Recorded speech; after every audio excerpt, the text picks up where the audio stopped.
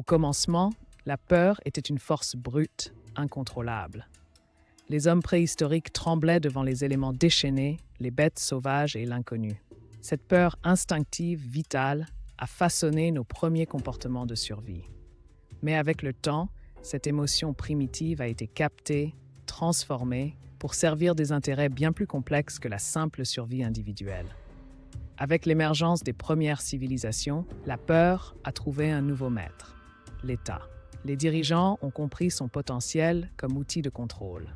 En créant des lois, des frontières et des récits collectifs, ils ont canalisé cette peur pour légitimer leur pouvoir. La sécurité promise contre les menaces, réelles ou imaginées, est devenue la monnaie d'échange du consentement populaire. Dans notre monde contemporain, la peur n'a jamais été aussi sophistiquée. Les médias, les gouvernements et les algorithmes créent et entretiennent en permanence des récits anxiogènes. La menace terroriste, les crises sanitaires, le changement climatique, chaque époque trouve ses démons.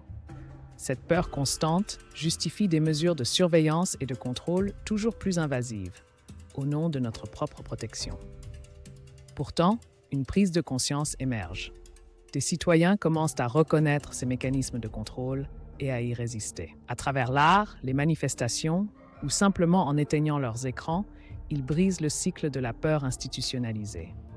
Cette résistance, bien que fragile, représente l'espoir de retrouver une société où la peur ne serait plus un outil de domination, mais simplement une émotion humaine à apprivoiser.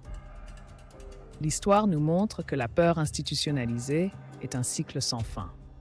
Chaque époque développe ses propres mécanismes de contrôle, adaptés à ses technologies et à ses valeurs.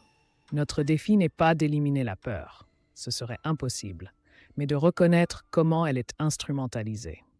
Seule cette lucidité collective peut nous permettre de négocier constamment les limites entre sécurité nécessaire et liberté essentielle.